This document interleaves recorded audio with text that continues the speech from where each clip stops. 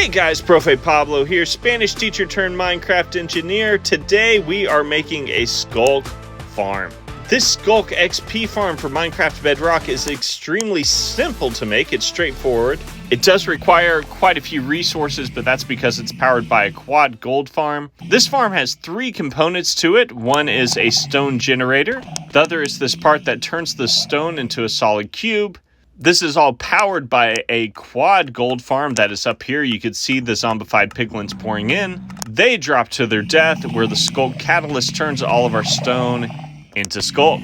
This Minecraft Bedrock XP farm gives you tons and tons of XP. You could just stand up here and mine for days, or you can also stand up here at this point and just kind of strafe back and forth. Enough chit chat, let's get going. Now, I would suggest building this farm out over water so that Skulk doesn't grow everywhere. So we're just going to find a little lake over here. We're going to build up a few blocks above the surface, and we can start our farm here. Start off with 6 pistons, side by side. Place a row of blocks on top, just like that.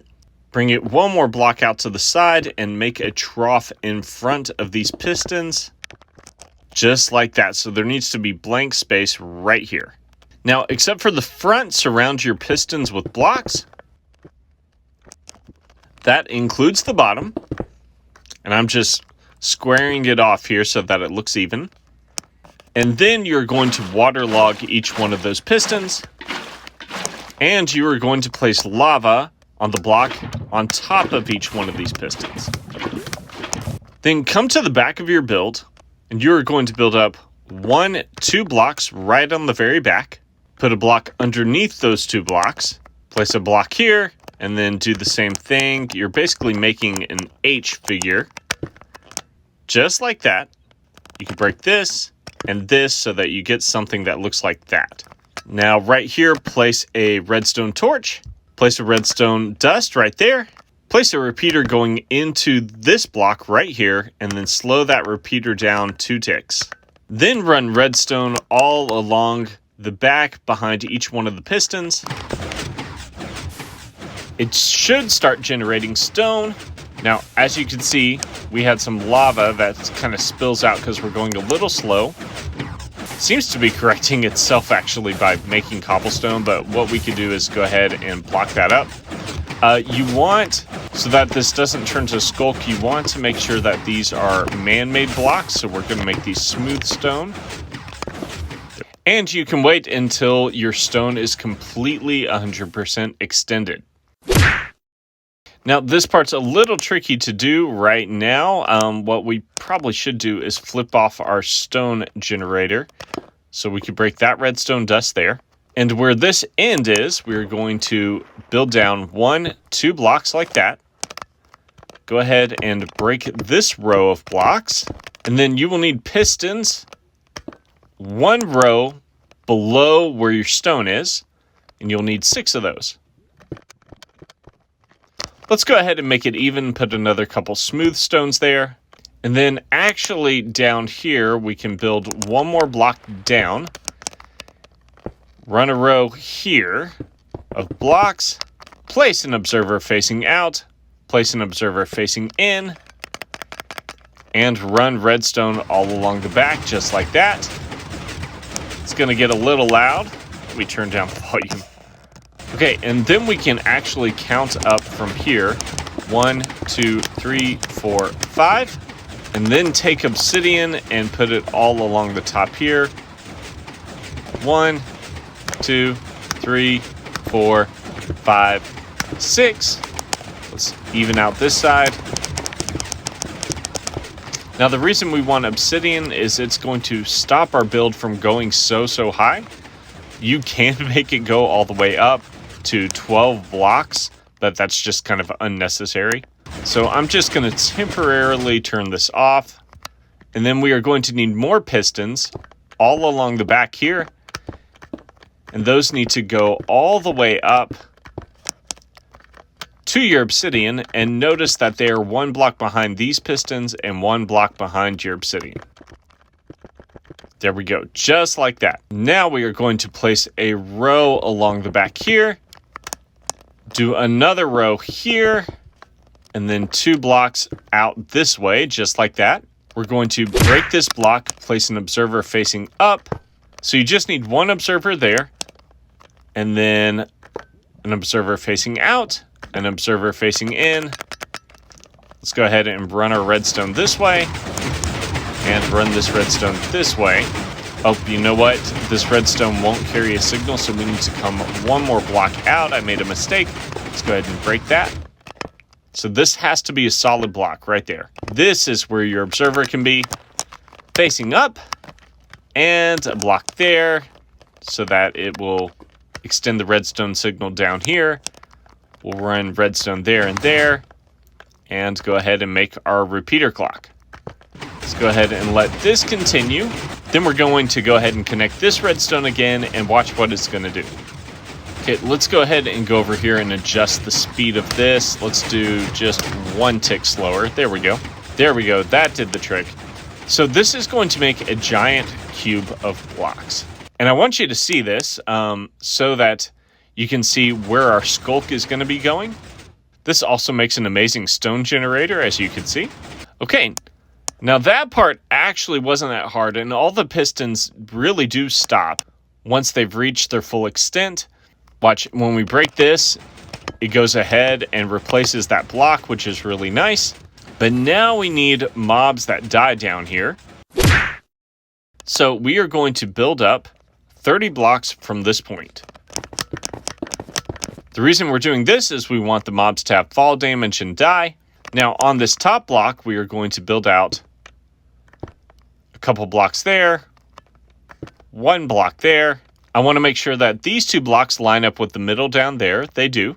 And we're going to come out 1, 2, 3 blocks. 1, 2, 3 blocks. Connect those. And that makes a square. Now we are going to come out 8 blocks on this side. 1, 2, 3, 4, 5, 6, 7, 8. We're going to extend that this way so that all of these blocks extend 8. We're going to take this side, copy that same thing on this side. You'll get something that looks like this. Now we're going to make a trough all the way around, just like that. Let's take buttons, put 1 there and there. There and there. And you don't have to do this yet, but you can if you want to make sure you measured right. Place water there and there. Should go to the edge. There and there as well. Now we are going to extend this out. 1, 2, 3, 4, 5, 6, 7, 8. Do the same thing on this back side. 1, 2, 3, 4, 5, 6, 7, 8. Then we are going to extend this way, making 1 giant platform on both sides. You'll get something that looks like this. Now we need to make a wall all along the edge, 2 blocks high. After that, take a water bucket, place water all along the edge, this back edge, so that it pushes everything towards this trough, and do that on this side as well. Now let's mark off where our portals go. So come into this middle, jump a block, 1 portal will go there. Then we need 1, 2, 3 blocks, another one will go there. Do the same thing on this side. So we have this block, which is kind of the middle. Skip 1, portal will go there. 1, 2, 3, another one will go there. Now for each one of these, you can extend it all the way to the other side. Go 20 blocks up. And finish your portal off by coming this way. And connecting this other side over here. Just like that. Do that with all your portals. Okay, now let's make our devices that turn these portals off and on. Place a block here, a block here, a dispenser facing the portal here, another one facing the portal here. We can place a block here between those and build up 1, 2, 3, and then come over 1, just like that. We could do a redstone torch here, break that block, build out here. Oh, and actually, we need a block there as well, just like that. You can put dust there, and a redstone repeater pointing towards that dust right there. Now you can insert a water bucket into this dispenser, It should turn off and on. Do the same thing on this one. And then we need to copy this over here. Okay, now we need to make the thing that lights the portal. So up here, from the top, we're going to count down 1, 2, 3 blocks. It's kind of hard to see with the obsidian.